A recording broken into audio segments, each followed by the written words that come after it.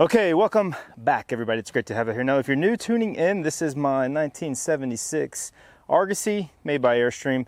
I've been restoring this for almost 2 years now, way longer than I thought it would be. It's been quite the project, but I'm closing it down, getting closer, and it just looks amazing. It's actually really dirty. It needs to be cleaned, but if you clean it, it'll look amazing. Now, real quick, I've got an awesome sponsor lined up for this video, and I want to tell you just a little bit about them right now. I'm not going to go into too much detail. We'll save that for later in the video, but I don't know if you've heard of EcoFlow. They make power stations. So these things right here have a lot of power packed into them. This is a new one they just sent me. This is called the EcoFlow Mini, and we're going to be showcasing this one in this video. I'm going to be using it, telling you about it. This is an older model that I've had for over a year, and I have used it extensively on the remodel of this camper. It powers my tools. It's basically the power source before I had power in the camper. And I got no complaints, 100%. I'm going to tell you more about these soon. Real quick, a few of my favorite features that have nothing to do with the battery is the fact that it's well built, because I'm really rough on things. You know, it's not a light battery. It's not super heavy, it's not light, but it has these really, really stout handles. That's the first thing I like. And then the second thing that's super cool are these rubber pads. This is actually really well thought out, because when you set it down, it doesn't hit hard on the case of the battery. You're not going to crack that case. It also doesn't slide around. It stays in place.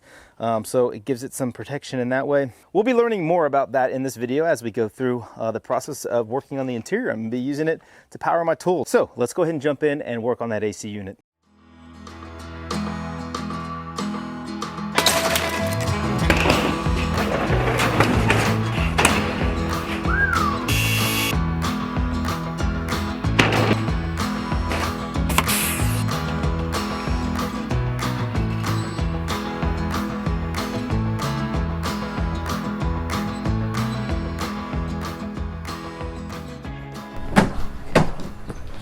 Walk up this ladder. Okay. Can you do that? Yeah, I think so. Oh, I did already. How much you fall? Can you go up above your shoulders with it? With me? Right there? Yeah.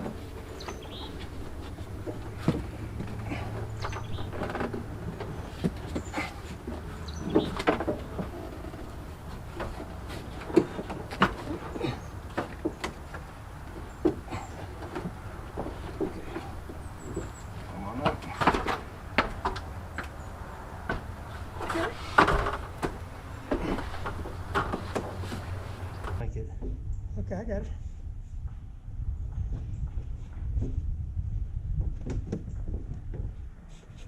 Okay, I've got to let go to get up there. Okay, hold on just a second. Okay. Okay, you good? Yeah. You sure? Yes. You sure? Well, pretty good. Then we'll slide it right up.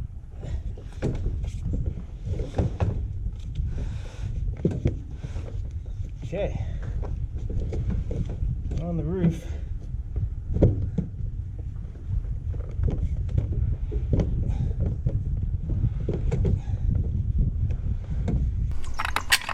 Oh yeah, might be more before it comes out of there.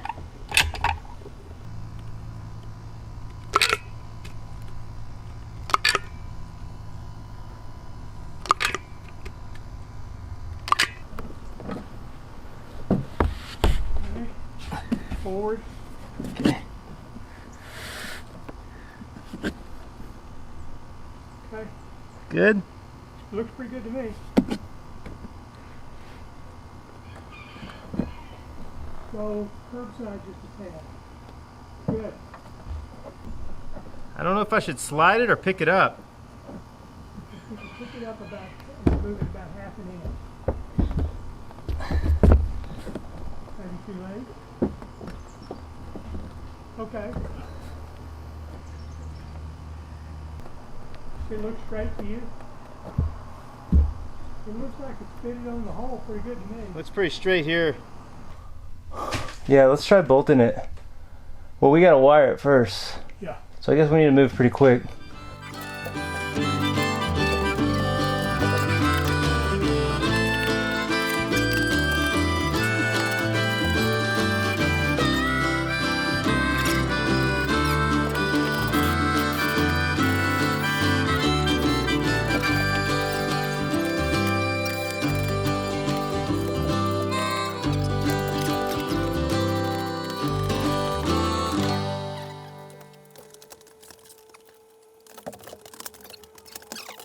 Okay, we got power. It is running. It's feeling pretty good in here already. I had a really hard time getting the vent cover on. You can see it's kind of twisted. Obviously it's curved here on this. This is where the rib is, so there's some curve there, and it's just fighting to get up in there. The back side, since we put a flat board in, all laid nice and flat, so it looks nice and clean. But from the front, there's just no way to deal with that. I mean, I don't mind putting a foam sealer in there, but you know, I don't, when you eyeball down, you can see kind of some twist in it. You definitely see right here, it's kind of sucking up.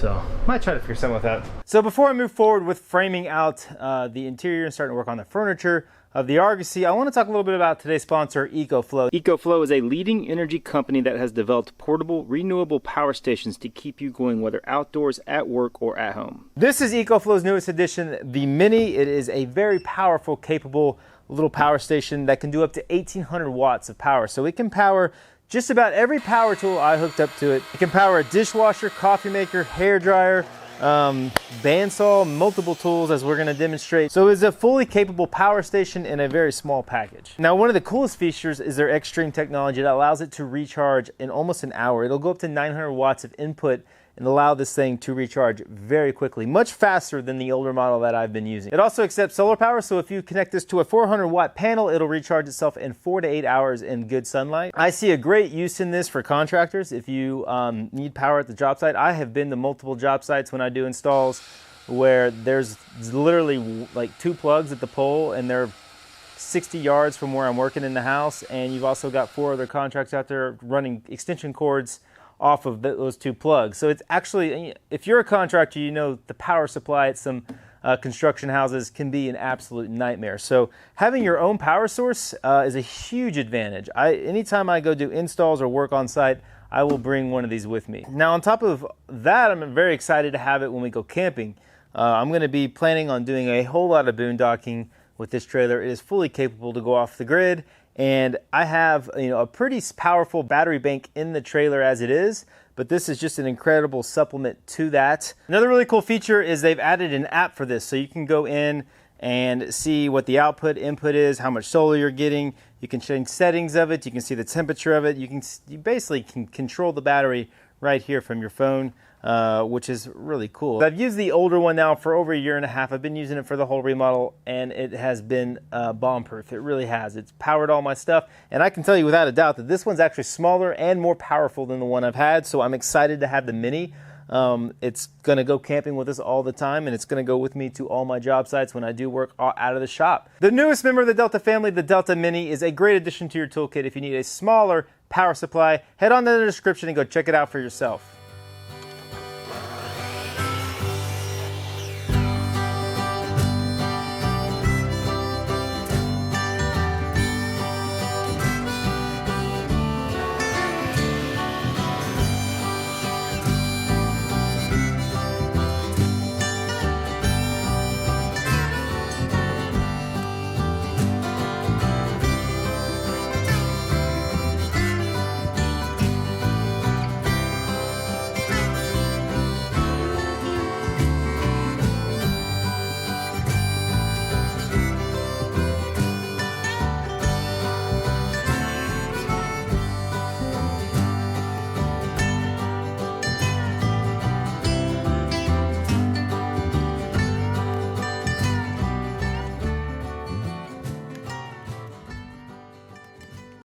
Okay, you would probably laugh at me if I told you how long I've been working on just this. So we changed things up a little bit. This is going to actually vent straight to there. And then this is going to drain. Obviously, this will be our shower drain right here. And going up into the same drain is the sink drain, which comes around right here where the window is. That's where the sink will be. So that'll all drain down into the tank. One thing about this that I'm not super keen on is this is about 5.5, 5.75 from the floor. That's how much I have to raise it to get the shower, to get the drain and all that working underneath. So it's going to end up being very tight up there. You know, I'll have about an inch of headroom, and I'm 5'11", 5'10", something like that. So if you're a tall person, you're not going to like this shower. I don't know how to fix that, to be honest with you. I mean, when I was thinking I would do this, I was thinking this would be almost on the floor. But in order to get this connection in, so this is threaded into the tank, this is a coupler that sizes it down to 1.25 inches, and then the T, which I've already cut all this down. You can see the difference between this part of the T and this part of the T. You know, I cut quite a bit off to try to drop it down. So there might be some plumbers out there that know a lot more than me. That's all I know. I don't know how to get it any lower than that right out of the tank, unless I could find a T that I could actually thread into the tank. All right.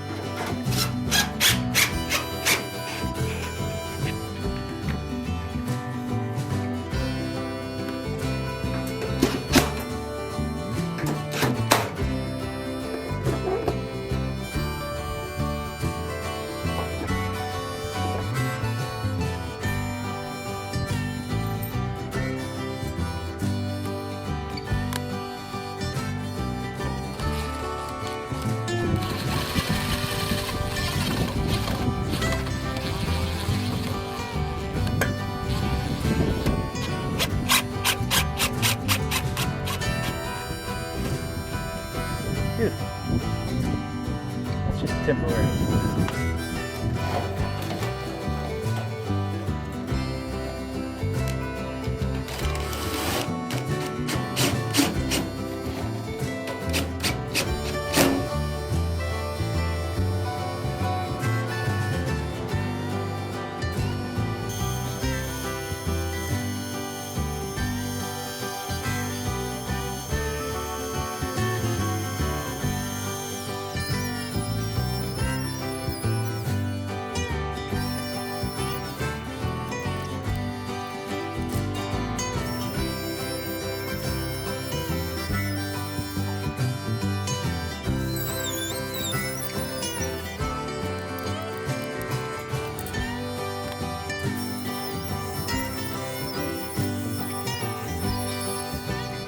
Okay, there it is, two 4 3/4 holes that'll hold the two vents that are going to run heat through the camper. I'm actually pretty surprised and pleased with how well this plywood glued to the foam board. It was really stuck on there pretty good, and it just kind of proves that this whole setup with the foam and the framing and the veneer all squished and glued up is really stable, sturdy, lightweight, and just pretty awesome. So I'm pretty pumped about it. Even like this sliver right here, this 5/8 is all solid because the foam's there. You know, the plywood would be bending in and deflecting, and it can't. So we're good there. Cut into the frame a little bit, but that's not a big deal. Got this cut out as well for the water line and drain. So let's go get this back in the camper.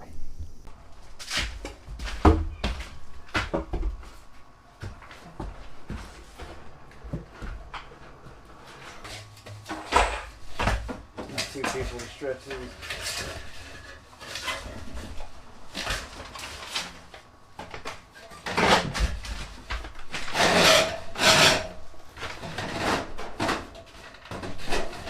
Okay, wall's in. Ductwork is run right through the wall. Looks nice and clean. What you doing, bud? Got my helper in here. Just figured out how to use the lights. Turn the lights on? Yeah. Good job. So it'll flow through here. I'm probably gonna have to make a connection to get to the back wall, and then one will come out the front. Now I can sit here and kind of scheme up how I want to lay out the cabinets in here and the bunk bed, and the same with this. Try to work around all this stuff here, and we'll deal with that tomorrow because it's quitting time. But it's about 4:30, almost 5. You ready to go inside? No. You want to stay in here? Yeah. You want to help me work? All right.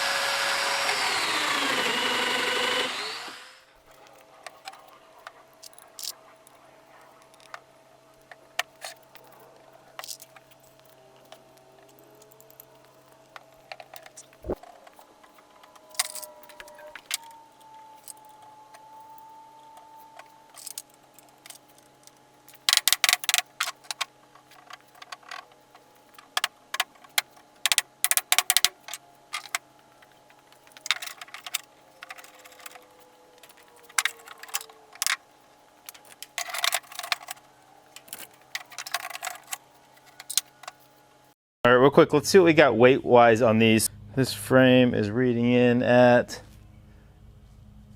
10 pounds, which what's going to be interesting about this, so this is a bigger frame, but all cypress, and it's only a pound, just over a pound more than the smaller frame. So each one of these is right around 10 pounds. So we've got 30 pounds here. You know, got to be careful. It starts to add up.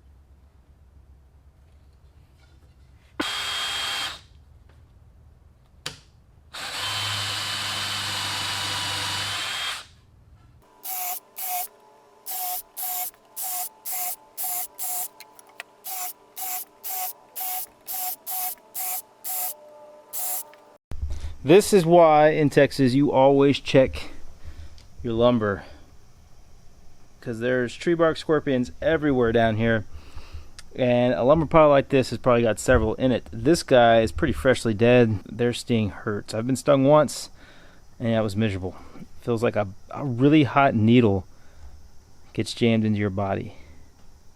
You know what the best thing to do with these guys is feed them to the chickens. Ooh, you guys want some lunch? Look at that.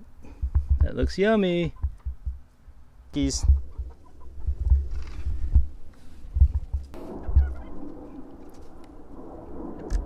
it's gone. Alright, you guys stay in there. Mayor's pretty mean. Nope, watch your foot. Get back.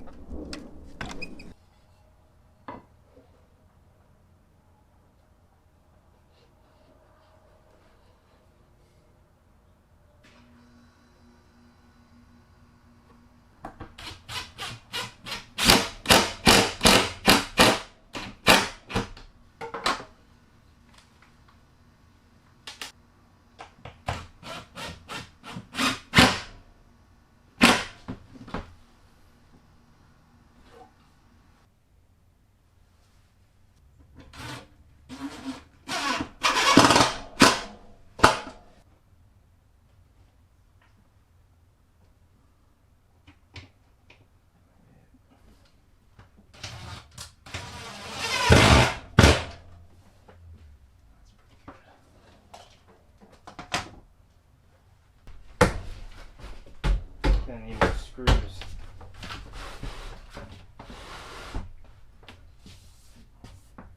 Well, that worked pretty good. Yeah. Okay, so we've got the two fans in. Sorry for the background noise, by the way. I've got the AC unit running because it is getting toasty. This worked out really well. I mean, happy with this. So they fit in there nicely. I'm working on the center support here. So this is going to basically create the structure that needs to hold this bed surface. We're going to have to put a half lap in right here. So this will half lap into this frame, and then it'll rest on this frame here and stick out a little bit because we're going to have a false panel here that comes up that is kind of the captures the bed area. It comes up to maybe right here. This is a bit weird because it's actually, the floor must have a pretty big bump in it, because measuring from here and here it is short, but in the middle it is perfect because the floor must be high there. And I know all this because this is a straight edge that is fitting perfectly straight along my bunk, along my bed surface. So a little bit weird, a little bow in my floor there, but you know, nothing I can do about that. So next step is to mark out, cut the half lap, get this all in place, and then my dad right now is working on getting the framework ready to install for the kitchen area.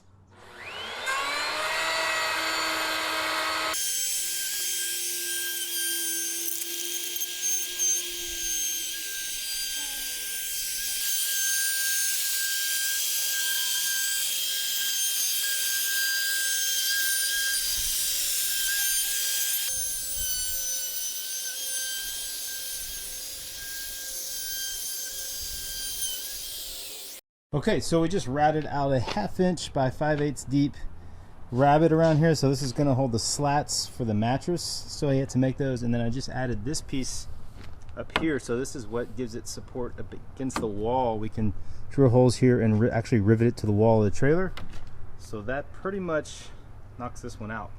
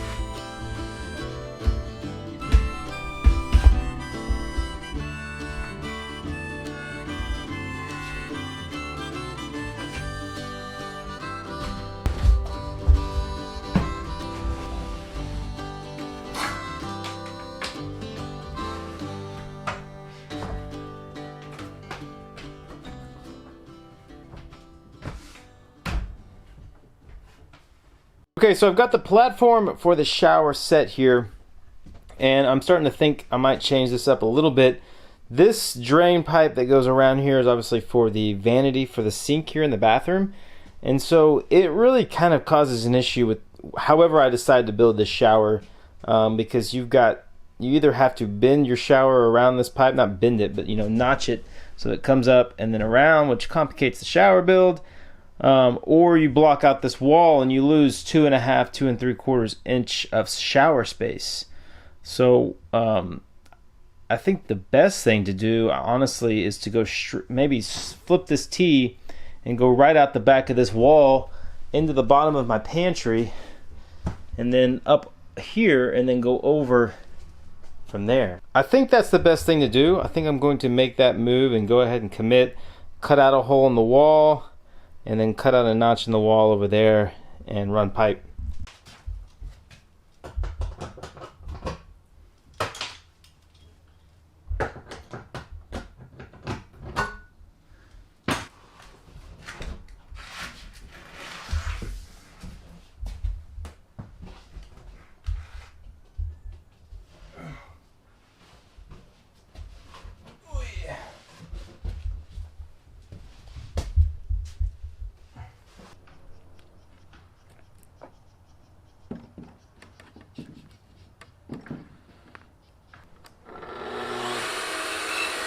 Whoa!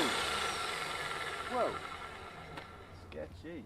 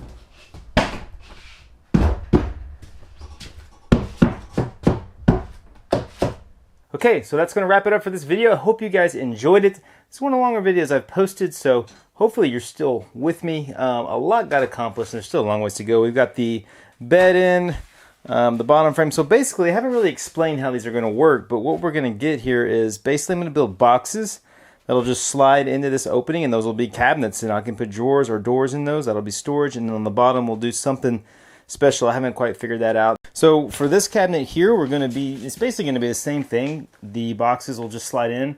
It's missing the countertop, obviously. That's going to be the next step, is to put the countertop on. It'll become a part of the structure. And then we'll basically slide in boxes.